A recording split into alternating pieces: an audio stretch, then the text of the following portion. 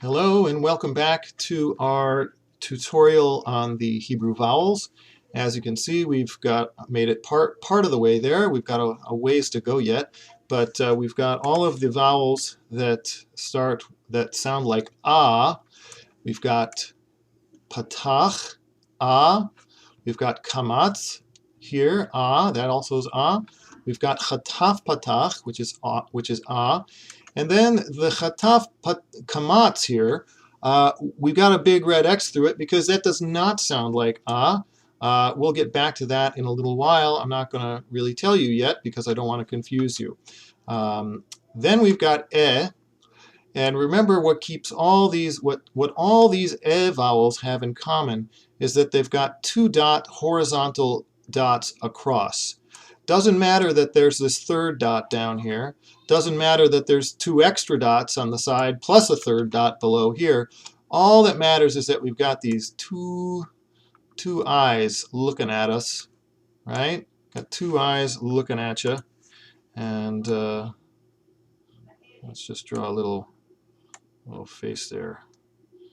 Okay, never said drawing was one of my big skills. But in any case, we've got they all have two dots across, okay, and that is the best way to recognize them. Now, in the last lesson, there was one more that I neglected to include before the lesson was over, and that is the version of Segol. Remember, Segol's got our three dots. It's like a little triangular shaped set of dots. And that one, we also have one with a yud. Okay? Wow, that got pretty big there for a second. Okay, so we've got these two that are very similar to each other. This one, however, is going to sound more like A, like the A in day. And this one is going to stay as like bed, head, red, dead. This yud here is not going to change the sound so that it's more like an A. It's going to stay S. So you might actually be tempted to say that this is a silent.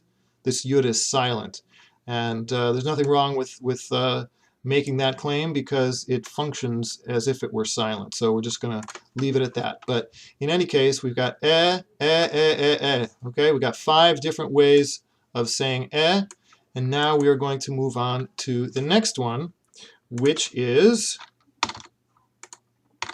E. Let's make it consistent. Okay, so we got E here. Now let's bring out our good friend again. We'll recognize our good friend Aleph. Okay. Okay, and what does E look like? Looks like that. Okay, that's E. Just one dot there. Now we got another version of E. So let's put it over here. You see there's a method to the madness in a minute. So we got the dot again, and what are you expecting to see? You've got our little yud there after it again. Okay? So this is the chirik, chirik maleh, that's it, like a full chirik. Okay? So these are both E. You will not notice any real change, any real difference in the sound of these two vowels here. Okay? They're both E. All right? So that's E. Let's now go on to the next vowel, which is O. Okay? O sounds, actually, take that back.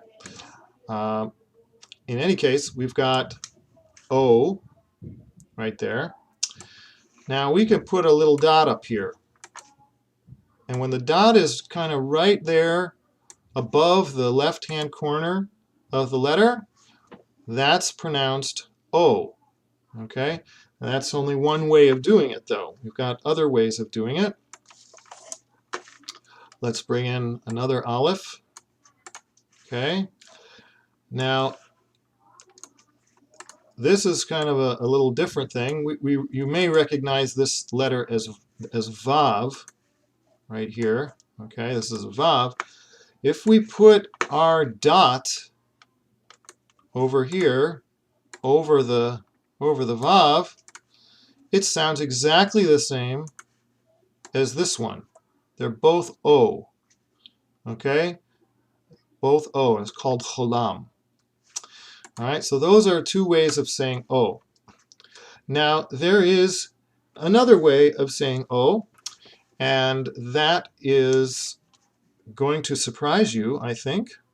It certainly surprised me when I first learned it. We're going to get rid of that. And get rid of that. We're going to bring this guy right over here. Put him over in this column. Okay?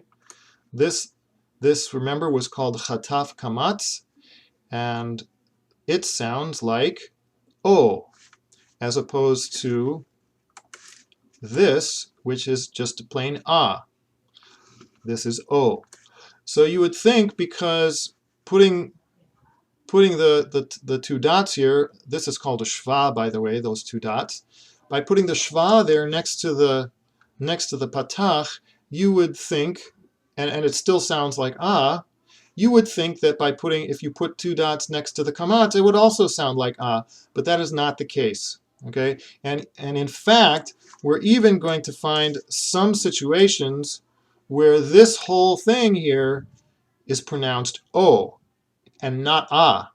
Okay, but that's going to come a little bit later. We're not going to worry about that in this tutorial. Okay, so in any case, let's undo that, get rid of it, make it nice and clean. Okay, so those are the three different ways of saying O. Move that up a little bit. Okay, now let's do one more here, and that is the different ways of saying the vowel U. Okay, and we bring again our good friend Aleph. See, there's Aleph. And now we've got a few different ways, well, not a few, there's really only two that I know of.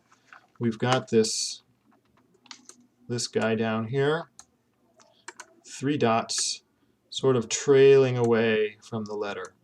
Now you notice, I said before that the way to know when something is is because you've got two horizontal dots, two eyes, looking at you. Okay, do you have two eyes down here? No, we do not have two eyes. We have sort of like a stair-step pattern.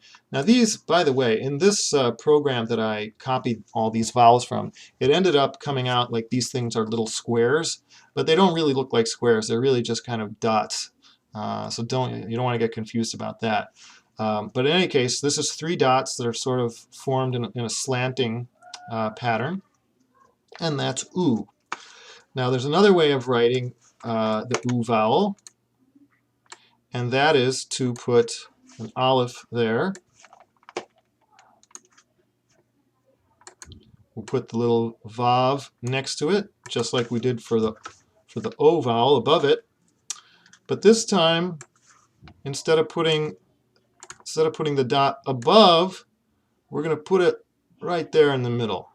Okay? And that is how you say U.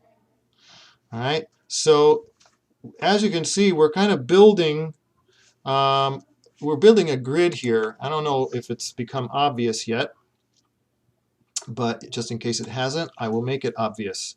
All right, so we've got, I'm going to do a line here, if I can. Oh, why is this not letting me draw a line? Interesting. Interesting, as my daughter would say. Okay, in any case, in the next lesson, I'll figure out in the meantime how to draw my grid, and in the next lesson we will finish up with a few more vowels that are all very important, and not that these aren't, but we'll get to those in the next lesson. Okay, we'll see you next time.